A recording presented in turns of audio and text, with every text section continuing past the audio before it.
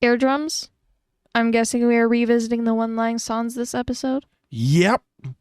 Okay. You know what? I'm actually looking forward to that. You are? Who doesn't like music? True. We are also going to talk about the difference in keeping track of notes and school work back then and compare it to today. Oh. If we're going to talk about notes, how about letters? Letters? I bet there is a huge difference in how we communicated with pen pals. True. 30 years does make a difference.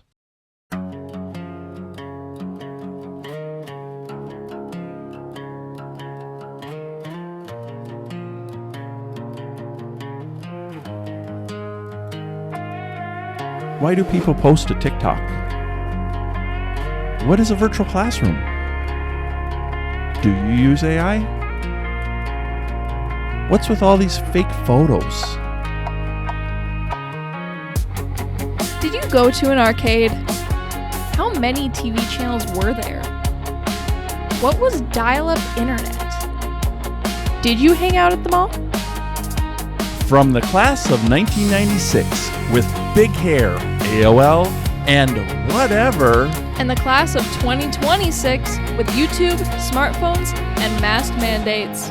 You're listening to Midlife Young.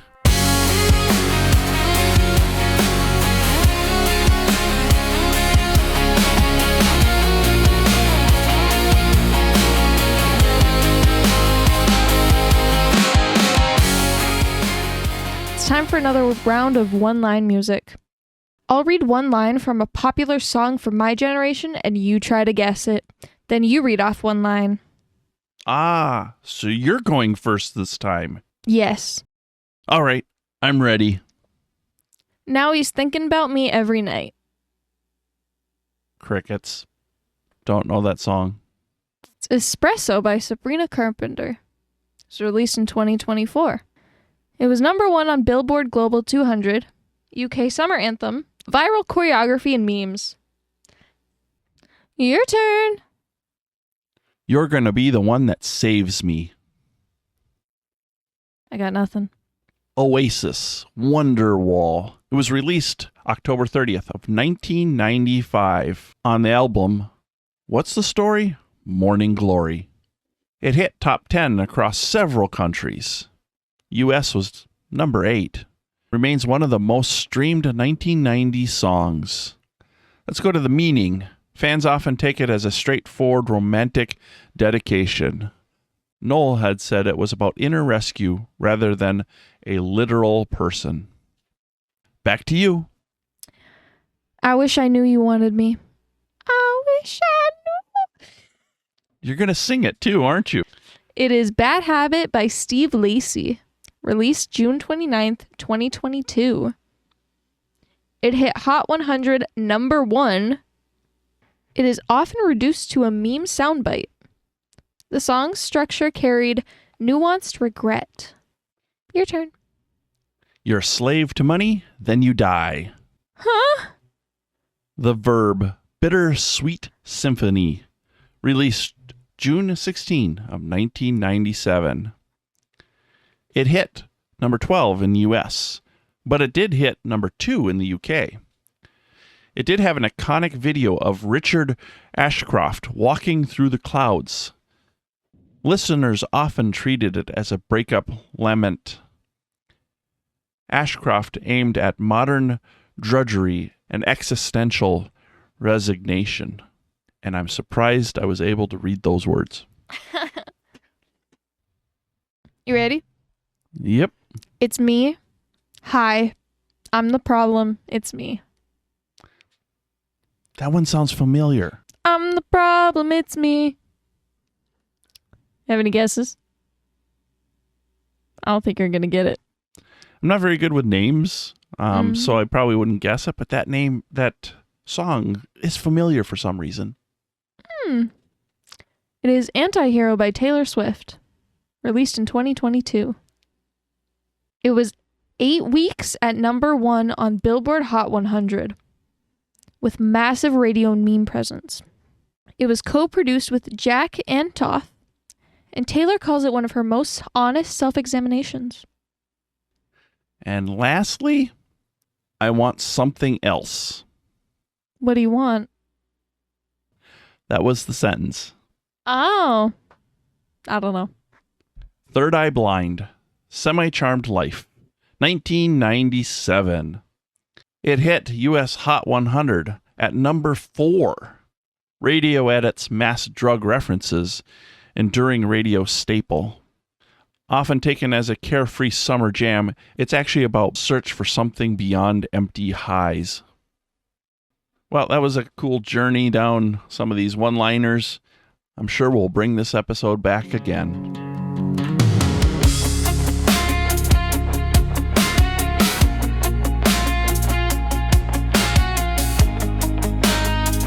It's a lot of work keeping track of the information for these podcasts. Well, maybe you should modernize and quit using that trapper keeper. Maybe. But let's talk about the differences in school with keeping track of schoolwork then versus now. I'll start. Let's see if we can bring you into the next century. So I asked AI, and based on recent rankings, tests, and student-focused reviews, these are the apps that consistently appear as the top choices. Number 1, Microsoft OneNote. It is still one of the most widely used note apps in school environments, especially where Microsoft 365 is common. It's great for typed and handwritten notes. It's free, cross-platformed, extremely flexible, and has strong stylus support. Notion, exploding in popularity with teens, especially for organization, study dashboards, and multi-subject management. Its free plan is generous, great for assignments, and huge student community sharing templates. GoodNote 6, massively popular among iPad users, and now it's cross-platform. It's good for natural handwriting, great for math, and handwritten searchable OCR. Google Keep, very popular for quick notes, reminders, and color-coded lists. It's extremely fast and works great on Chromebooks. Apple Notes, widely used by students with iPhones and iPads. Simple, fast, has good handwriting support with Apple Pencil, and deeply integrated in iOS. Evernote, still used, but far less popular among students than a decade ago. Mainly used to pricing and stronger competitors. Great web clipping, good search, and limited free tier. Obsidian, gaining popularity with older students. For example, AP classes. Stores notes locally and great for linked concepts and study webs. Drawboard PDF, huge for students doing lots of PDF annotation. Excellent handwriting plus inking, and great for marking up teacher slides. Wow. So there's a few options I could go digital with. The most common ones are Microsoft OneNote, Google Keep, Apple Notes, and Notion. So that's the top set right there, huh? Yep. Let's tell me how you're doing it right now. Well, I'm using the Trapper Keeper. It was still in use in 1995 and 96. It was the iconic school organizers for the 80s and 90s. The Trapper Keeper was widely popular throughout the 80s and better part of 90s, defining childhood organization for North American students. It served the same role as modern note systems in more of an analog style. It wasn't digital, but it centralized all your class materials, folders, papers, notes, assignments, into one place, just like how students now use OneNote or Notion to keep everything together. Trapper Keepers included pockets, folders, and binder systems designed to prevent papers from falling out. It was a cultural status symbol, just like nice digital setups today. In the 80s and 90s, the Trapper Keeper wasn't just practical, it was a style statement. Kids flaunted their latest designs and even traded covers, much like how students today love customizing their Notion templates. It dominated school supply trends of its era. By the mid-80s to mid-90s, it was the top seller binder, and pretty much every school kid had to have one. It was celebrated for being organized, compact, and practical, Exactly what students looked for in a digital note app today. So, if you put a little water on it, all of your stuff is destroyed. It's not at risk from hackers. But that school bully will take care of that. Okay, good point.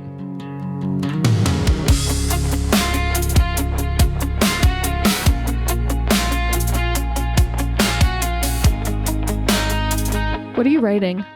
I'm replying to my pen pal. I didn't know you had a pen pal. Well, it's been a while since I got his last letter. I hope his address is still the same. How long ago did you receive it? Last summer. Oh, a few months. That's not too bad. Of 1985. Oh. Well, better late than never. Anyway, how about you tell us about pen pals from then? The letter in the summer of 1985. It's a warm July afternoon in 1985. Cicadas buzzed lazily outside, and the sunlight hit the Anderson family's mailbox at just the right angle to make the red flag glow like a tiny beacon. John rides his bike up the cracked driveway, skidding to a stop. He opens the metal mailbox and hears the soft clunk of something sliding forward. A letter. Blue envelope.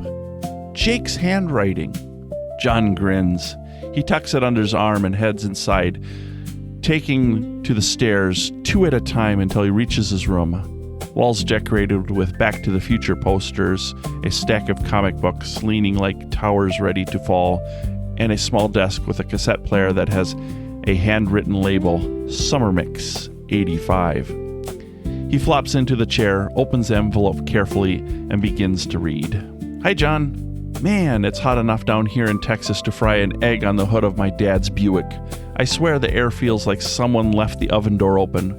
Mom says it's good character building weather, but I think it's just parent language for quit complaining. Anyway, dude, guess what? We finally finished building that tree fort behind Miller's Field. It's not exactly a fortress, but it's got a rope ladder, a tin roof, and a trap door that mostly works. You'll like it.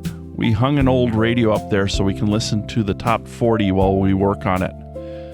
The reception is garbage, but when the wind is right, we can almost hear the whole song without static. Oh, and the best part? We found this stray dog who keeps wandering around. She's small, brown, and kind of looks like she's been living on adventure alone.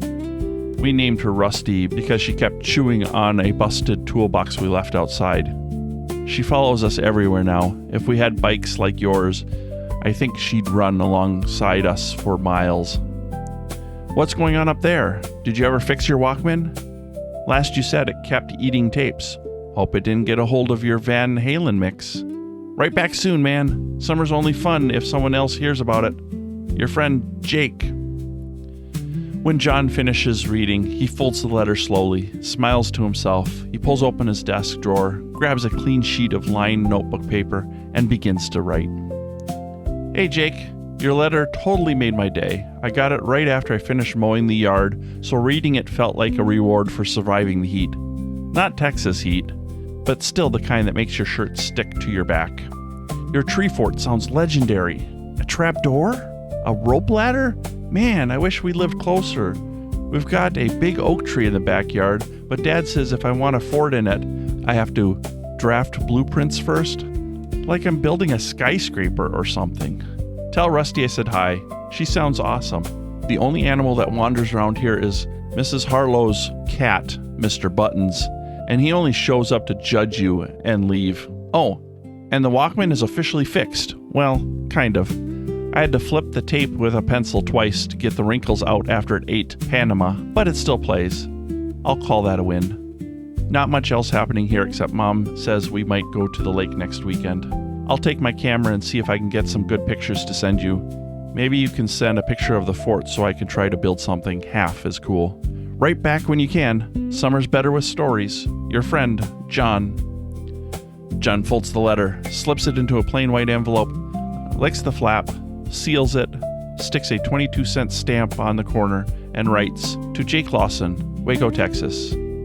He jogs outside, flips open the mailbox, places the letter neatly inside, and raises the red flag with a satisfying clack. The sun dips a little lower. The cicadas hum louder. The mailbox waits patiently. Summer in 1985 continues. That was a beautiful story. Almost like a lullaby. Like a lullaby? I fell asleep while you were reading it. Ouch. But anyway, the old traditional way of writing letters. Of course, I wasn't very good at that, so I never really wrote letters. I never was a big thing into pen pals, but it was a common thing back then. And that was before the world of instant messengers, emails, text messages, all that stuff took over. And I believe you have a story for us of a more current version. I do. I'll try to stay awake for this one. A friendship in the glow of 2015. It's early evening in 2015. The sky outside Jan's bedroom window is soft purple, fading into pink. Her room glows with string lights clipped to photos, band posters, and a small shelf with Funko Pops lined up like spectators. Her Chromebook sits open on her bed, Spotify and YouTube tabs competing for space. A notification pops up on the right corner of the screen. Kelly. Hey, guess what? Jan smiles instantly.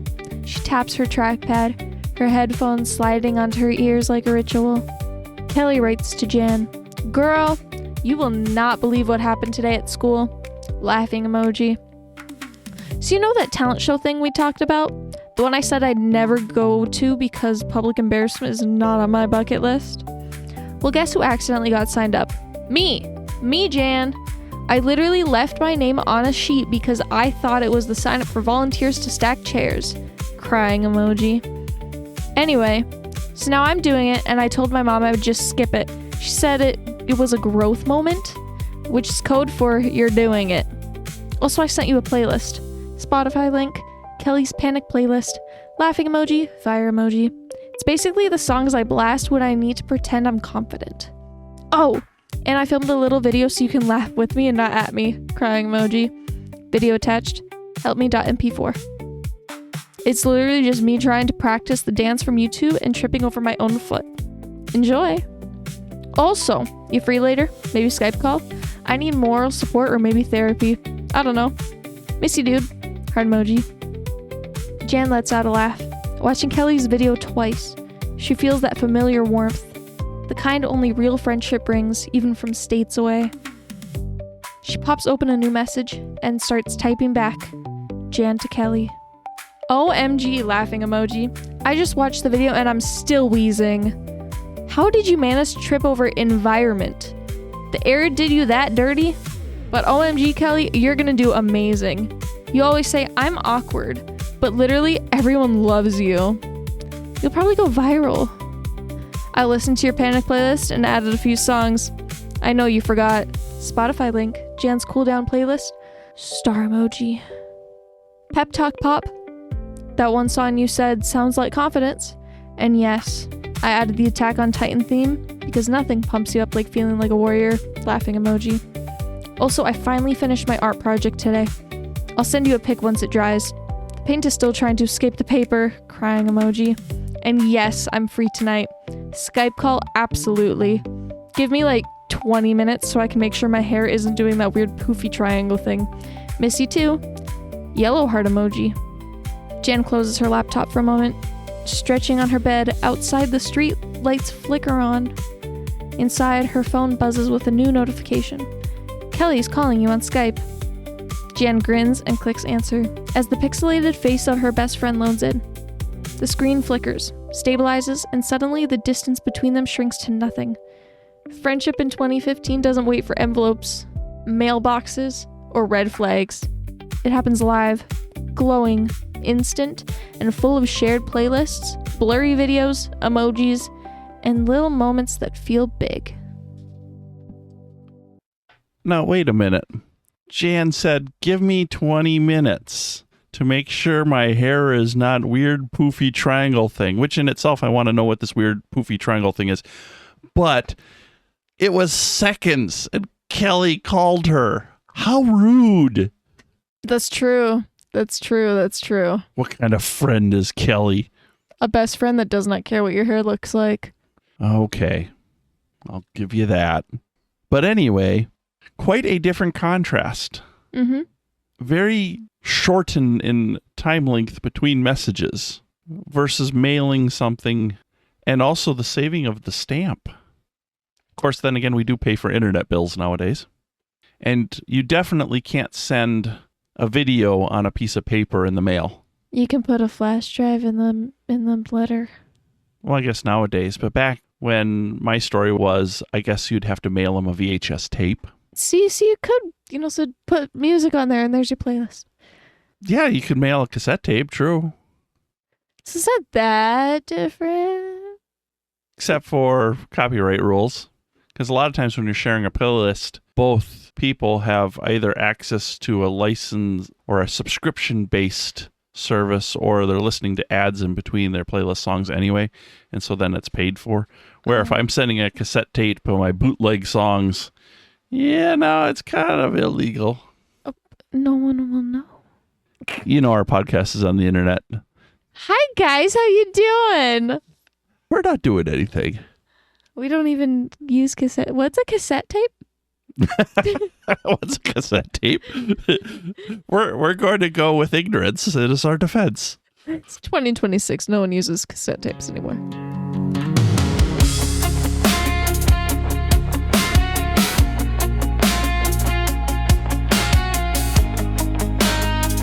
Now that I got you into current times with note-taking, what's the plan for next podcast? I don't know. You just typed it up on OneNote. I can't get into it. It's cloud backed up. I can't remember my password. Once I get back in, I'll print it out and put it in my trusty Trapper Keeper. Okay. Our audience, tell us your stories of Trapper Keepers, pen pals, and any favorite memorable one-liners from your favorite songs. I'll be right back. This episode is ending. What are you doing? Getting a screwdriver from the garage. What? Why? See if I can jimmy this lock on my OneNote so I can get back in. That's not how that works. Anyway, see you next time, if he doesn't totally break his computer that we use for podcasting. From the class of 1996 And the class of 2026. This has been Midlife Young. Don't miss out on future episodes by subscribing to our podcast. And find us online at midlifeyoung.com. Thank you for listening.